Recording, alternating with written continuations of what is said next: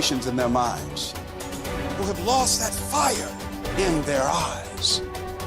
You aren't given any breaks in life. You make them for yourself. We are all being tested in life. And how you face that test determines the rest of your life. There's a lot of times where I don't know how I'm gonna move forward, but I ask myself one question: can you take another step? And that answer is always yes. Wherever focus goes, energy flows. So why don't we tap into that power now for your business and life? The part of beginning to get unstuck, you've got to decide that the behavior pattern that you have adopted doesn't work for you. You've got to change your strategies, and changing your strategy means reinventing your life, recreating you, and you have the power to do that. You want to take responsibility for your life. You can decide that you're going to change, that you're not going to be a wimp. I got me here, I can get me out of this, and I'm getting out.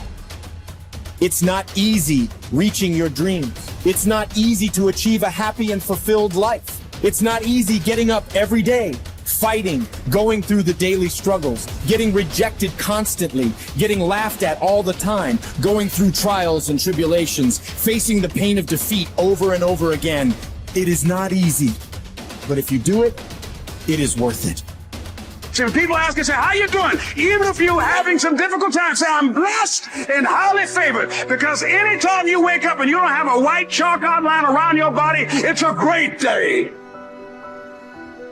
You got to tell yourself that no matter what gets in my way, I'm going to keep going. I'm going to keep moving. I'm going to keep winning. I'm going to keep surviving. It's everything that you want, because you went through that pain of that journey. It felt like he wanted to just knock you down and say, you know what? You can't do it. Understand that it's going to be trials and tribulation. That we'll have storms, but they will have sunshine after the rain. But that depends on you and how bad do you truly want it. Nothing in life will hold you back if you trust in yourself and you trust in the process. And at the end of this race, guys, you're going to be more capable. Through that effort, builds the character, the person you want to be at the end. Accept that. And so I say to you, it's possible you can live your dream. If it's becoming a diamond, if it's having more, it's achieving more, it's possible you can live your dream. It's necessary that you have a plan of action, that you're resilient, that you stick to, that you have the vision and never give it up, that you become creative and relentless and keep on coming back again and again and again, and that it's you that you got to take personal responsibility to make it happen. And when life knocks you down, jump back up and say, it's not over until I win.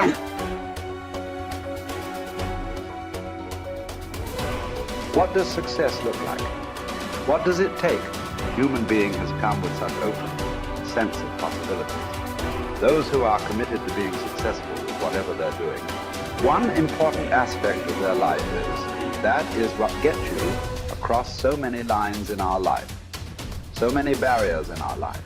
This happened in your school, maybe later in your university, later in your work.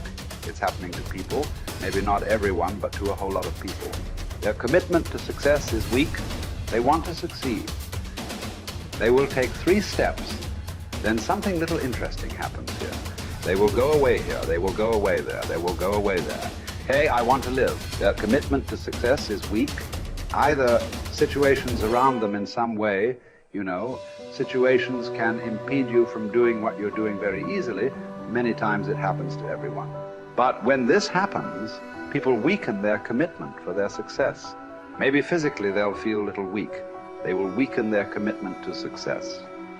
Maybe their emotions slosh around a little bit. They will weaken their commitment to success. So our commitment to success should not weaken because there is social drama going on, or physiological drama, or psychological drama. Whatever happens, your commitment to success should not weaken. That is what gets you across so many lines in our life, so many barriers in our life. So what does success look like? What does it take? Those who have been very successful, either in music, sport, art, business, spiritual process, doesn't matter what. Those people never know when they ate, when they slept, when they got afternoon rest. I have not seen such a thing in my life. So those who are committed to being successful with whatever they're doing, one important aspect of their life is they're not settling down where it's very comfortable. Because comfort will happen when they lower you to the very, very comfortable. Have you seen how comfortable they are? Once they're dead, if you throw them there also, they're comfortable. If you lower them, they're comfortable. Right now, it's about ensuring that there is profoundness of experience and there is impactfulness of activity. Because if they had given you a limitless amount of time, you could do all those things, nothing wrong. I'm not against it. But they gave you such a little time with such tremendous potential of being human. That's the problem. If creation had made you like an earthworm, I'm not saying there's anything wrong with it. It is just that it's a unipolar potential. It can only do that much. An earthworm is not thinking of climbing a tree because it knows it'll be picked up by the birds. It never has such aspirations. It just wants to recycle the earth. You know, it is beneficial to so many other lives, including us, but its objective is very clear: to eat and to reproduce and to die. Very clear objective. That purpose to fulfill, he strives. I don't think he sleeps in the afternoon. I don't think so, because many afternoons I've seen earthworms. They were all vigorously active, but a human being came with too many potentials.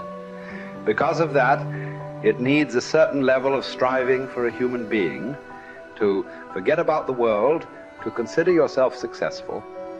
If your idea of success is you're doing little better than your neighbor, I call that sickness. That is not success. You are happy that your neighbor is worse than you. Is this sickness or success? It is sickness. But in some way, you feel fulfilled with what you're doing. Let's consider that as success for now. It doesn't matter whether you're better than somebody or worse than somebody. That question should not even come up in your mind. But in some way, you feel you're using yourself fully, and there's a certain sense of fulfillment in your activity. Well, if you're capable of just closing your eyes and simply sitting without any activity, that's fantastic. But you cannot do that. You cannot do that right now. In the states that you are, you can't simply close your eyes and become still. Instead of being busy, you will become preoccupied. That doesn't mean you're improving, that means you're regressing in some way. The problem about this success is people always making judgments. I did this, I did that, maybe this didn't work, maybe this is a mistake, that's a mistake. There's no such thing in life. See, at one time you were a monkey, all right. Hey, this is not me, this is that Englishman, you know. Charles Darwin said you were all monkeys. At one time you were a monkey just a brief while ago. Was it a mistake that you committed? That you were a monkey? Or was it just a certain stage of evolution? Was it a mistake or was it just a certain stage of evolution? Similarly, since you were born, because as a human being, you're born largely unformed, unlike other creatures. Other creatures, if their food is taken care of, they know what to do with their life. Because human being has come with such open sense of possibilities. You come unformed. You don't come fixed. You have to fix yourself. Different people throw different types of balls at you. From all over, your parents, your teachers, the school, the neighbors, and society and the world throws all kinds of things at you. To gather all this muck and make something worthwhile out of yourself is your business. That's your success. It doesn't matter whether somebody thinks you're worthwhile or not. You feel you are a worthwhile life. Good enough for now. World may not recognize. It doesn't matter. But you know you are worthwhile.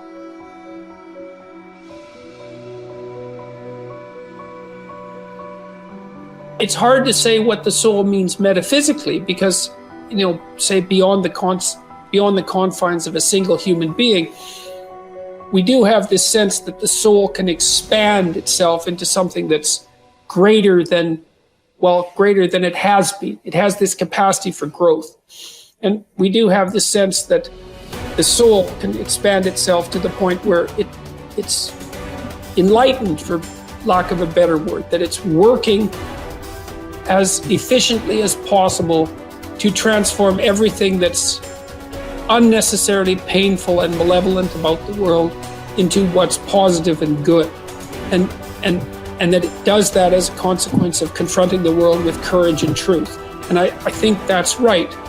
And I do think that means that the soul participates in something eternal, which is the attempt of being itself to transform what's unnecessarily painful and malevolent into what's good, and that human beings actually do participate in that, and that that's part of the reason that our ancient tradition insists that we're made in the image of God.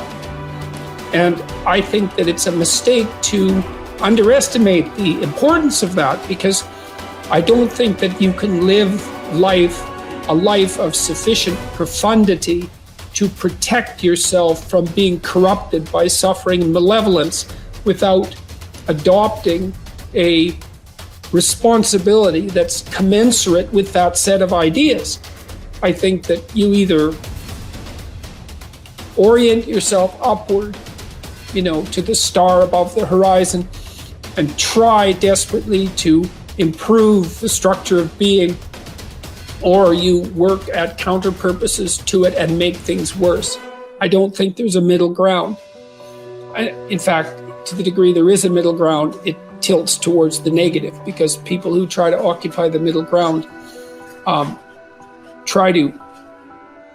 generally try to accrue the benefit, let's say, without adopting any of the risk. And that's not acceptable, not helpful. So that's a soul to me.